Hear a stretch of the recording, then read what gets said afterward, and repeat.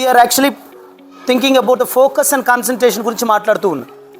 So యూజువల్గా మనము ఈ ఫోకస్ అండ్ కాన్సన్ట్రేషన్ గురించి మాట్లాడుతున్నప్పుడు we think of only many things in life. చాలా విషయాల గురించి ఆలోచించుకుంటూ కూర్చుంటాం. నేనేమంటానంటే when you wanted to focus in life you need to think like this. I would like to tell a nice story about the focus and concentration. అర్థమైంది? అంటే ఎందుకు కొంతమంది మాత్రం ఇటుగా పరిగెడతారు, లైఫ్లో చాలా ఫాస్ట్గా పరిగెడతారు అనడానికి I would like to tell you this. Okay, మీరు ఆల్రెడీ ఈ స్టోరీ విన్నారో లేదో నాకు తెలియదు. ఒక జింక జరిగిన ఒక ఇన్సిడెంట్ ఇది. One day A cheetah was going actually running behind a dare. ఒక జింక వెనక పరిగెడుతూ ఉంది. In order to catch it and kill it to eat it. దాన్ని చంపి తినడానికి చేస్తున్న ప్రయత్నం ఇది. సో ఇది పరిగెడుతున్న క్రమంలో ఒకరోజు ఏం జరిగిందంటే వెన్ ఈ try to catch it it just escaped. ఎవరు ఎస్కేప్ అయ్యారు? జింక ఎస్కేప్ అయింది. So first day this cheetah missed that. The second day tried again. మళ్ళీ రెండో రోజు కూడా ప్రయత్నం చేసింది.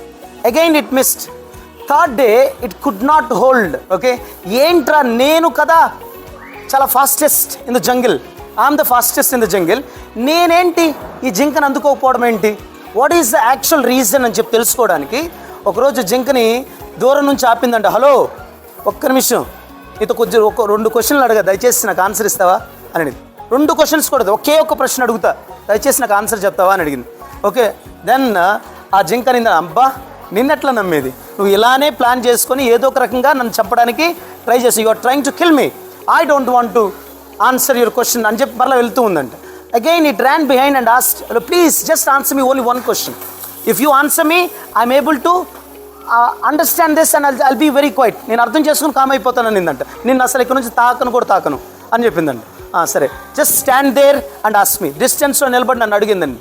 అప్పుడు అడిగిందంటే ఏమని తెలుసు, actually I'm the fastest runner, నా లాగా పరిగెత్తే జంతువు లేదు, నేనే నిన్ను అందుకోలేకపోతున్నాను, వాట్ ఈస్ ద రీజన్ అని అడిగిందంట.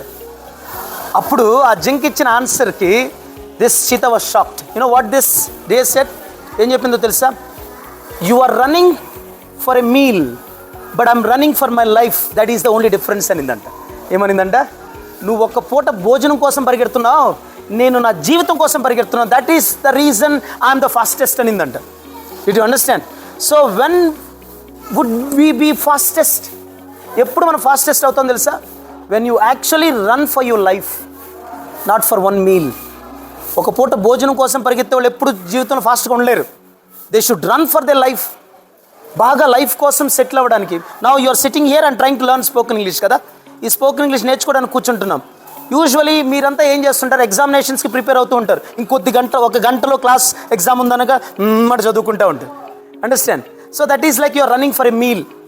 అప్పటికప్పటికి చదవడం, అక్కడ రాసేయడం, that is like a running for a meal. ఒక పూట భోజనం కోసం పరిగెత్తినట్టు. But the people and the students those who are running for their life, they will study well, they will run fast, they will understand things faster and they learn things faster. So ఇక్కడ మన spoken English కూర్చోవడానికి కారణం ఏంటో తెలుసా? ఈ spoken English క్లాసెస్తో we are actually preparing for our life. మన life కోసం ప్రిపేర్ అవుతున్నాం. You are not preparing for single meal, you are not preparing for your exam. Did you understand? So what is the moral of the story? Don't run for just temporary pleasures. Understand? You need to run for your permanent goals. అర్థమైందా? మంచిగా గొప్పగా settle అవ్వడానికి మనం ప్రయత్నం చేయాలి తప్ప అప్పటికప్పుడు నేర్చుకొని ఎగ్జామినేషన్ రాయడానికి చదువుకోకూడదు. Understand? So you need to run for your life. Thank you so much.